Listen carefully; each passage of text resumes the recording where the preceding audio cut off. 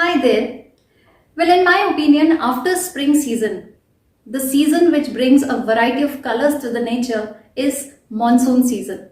And it is in the monsoon season when nature is at its best. And personally speaking, I also love monsoon season. So today we are going to read a nice, small, a different kind of chapter, a short monsoon diary written by Ruskin Bond from your book Honeydew. So let's begin today's session.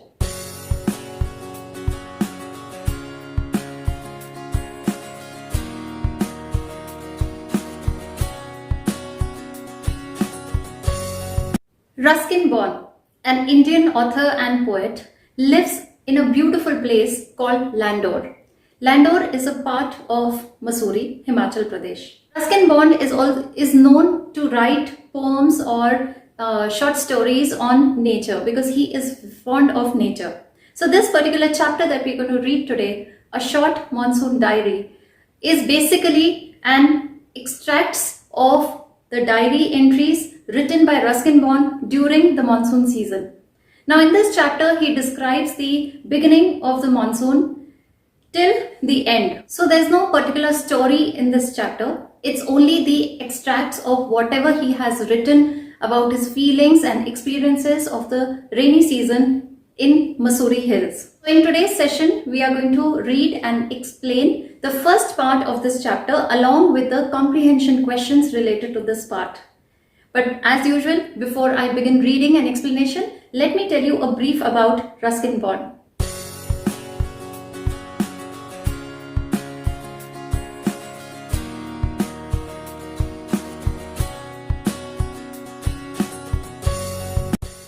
Ruskin Bond was born on 19th May 1934 in Kasauli, India. Ruskin Bond is an Indian author and poet of British descent. He was awarded Sahitya Akademi Award in 1992, Padma Shri in 1999 and Padma Bhushan in 2014. His notable works are Our Trees Still Grow in Dehra, A Flight of Pigeons, The Blue Umbrella, and so on. At present, he is aged 86 years, living in Landor, Mussoorie.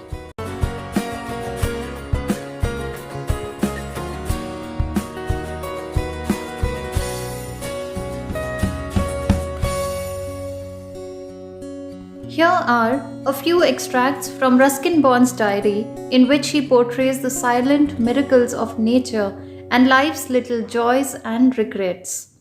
So here what we are going to read now is extracts from Ruskin Bond's diary when he was in Mussoorie and he had written about the magic of nature which was silent and the little life joys and regrets. So let's read on.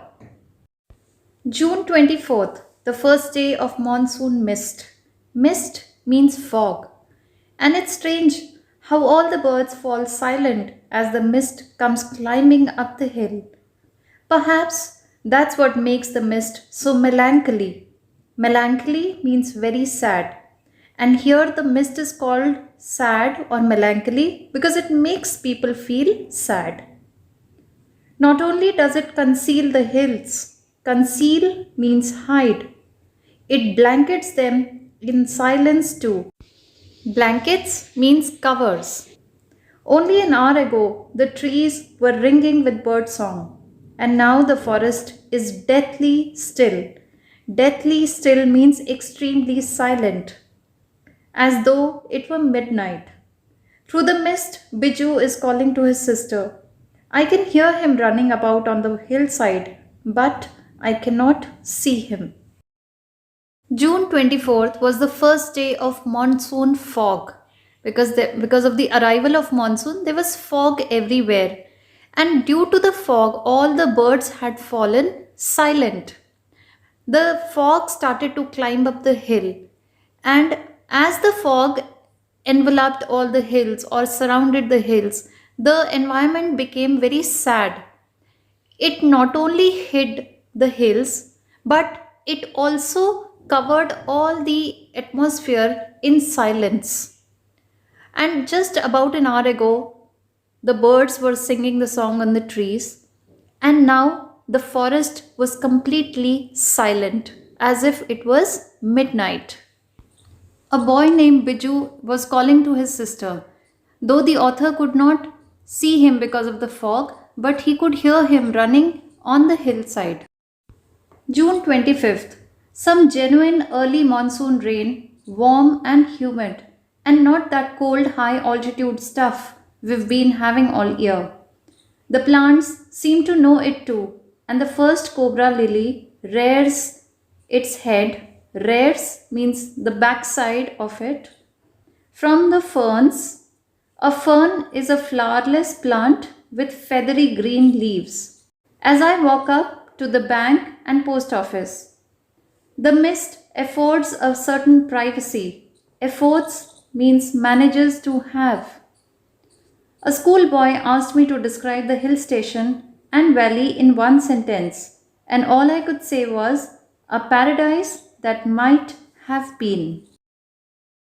On 25th of June, the author wrote that there was an early monsoon rain, but this rain was not cold as high altitude or hilly regions would generally expect.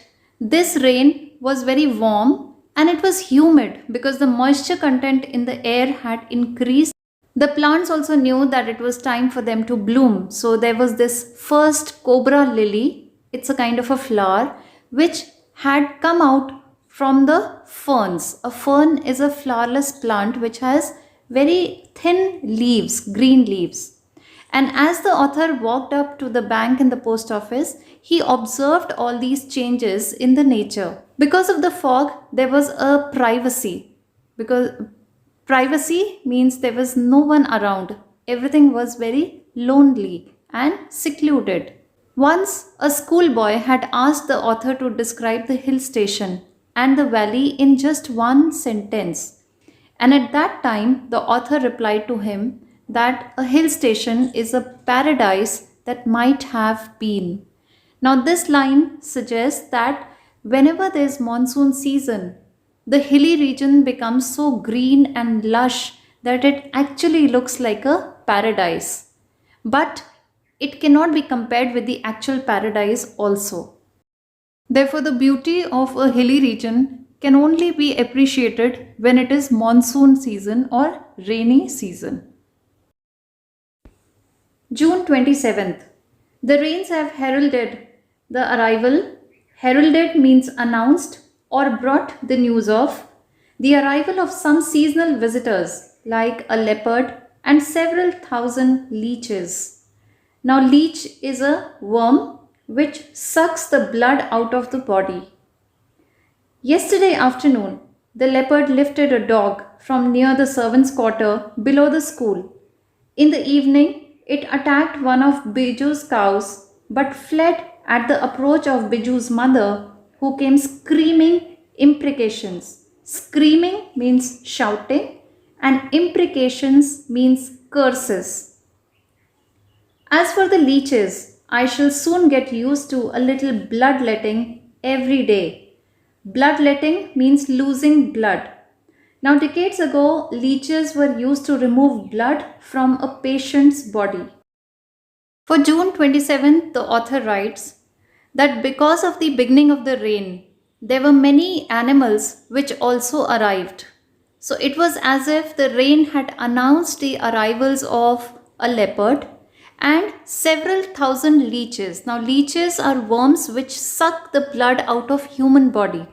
And earlier, leeches were used to remove blood from a patient's body. The author here also shares an incident that the previous afternoon, a leopard had lifted a dog from a servant quarter which was nearby the school. And in the same evening, it had also attacked one of Biju's cows. But when Biju's mother came out of the house screaming curses and abuses at the leopard got so afraid that it fled or it ran away. The author was also aware that there were many leeches around him, so he thought that he would soon get used to or habitual to losing a little blood every day because of the presence of these leeches. Other new arrivals are the scarlet minivets. A scarlet minivet is a bright red bird like a cuckoo, and the females are generally colored as yellow. Flitting silently. Flitting means moving silently among the leaves like brilliant jewels. No matter how leafy the trees, these brightly colored birds cannot conceal themselves. Conceal means hide. Although, by remaining absolutely silent, they sometimes contrive to go unnoticed. Contrive means to invent new methods of going unnoticed. Along come a pair of drongos. A drongo is a songbird with a stout bill. Unnecessarily aggressive. Aggressive means violent, chasing the minivets away.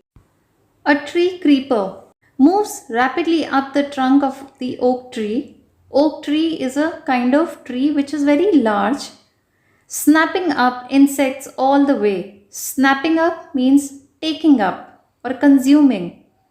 Now that the rains are here, there is no dearth of food. Dearth means shortage for the insectivorous birds.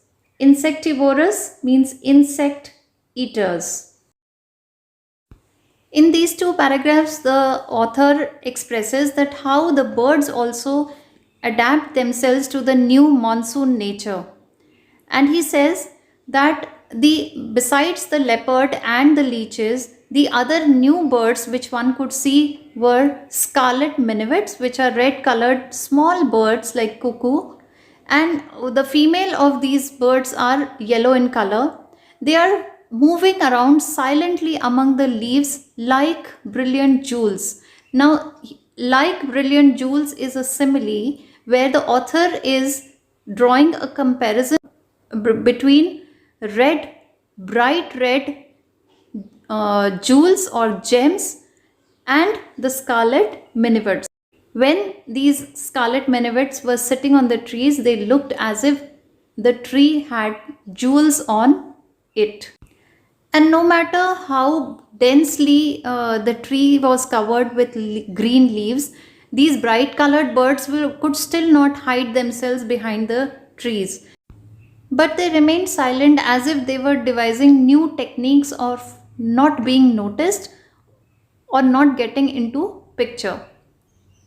But then there came Drongo. Drongo is also a songbird with a very big, stout bill, which unnecessarily were getting very violent and aggressive, and it was chasing the little minivets away from the tree. And then there was this a tree creeper who moved up the trunk of the oak tree so rapidly, and while moving up the tree, it was eating up the insects all its way. And now that the rains were here, the monsoon were here, there was no shortage of food for these insect eating birds. Now, after this, let's have a look at the comprehension check questions related to part 1 on page number 115. Here are the answers on your screen. Now, let's do comprehension check on page number 115. The first question is, why is author not able to see Biju? The answer is, the author could not see Biju because of the mist that hid the hills or concealed the hills. He could only hear his voice but could not see him. Question number 2. What are the two ways in which the hills appear to change when the mist comes up? When the mist comes up, firstly, it covers the hills, and secondly, it spreads silence. In the first part, we saw that the author has very beautifully described each day from June 24th to June 27th. He has described that at the onset of monsoon, how hills are covered by fog and one can see nothing in the thick of the fog.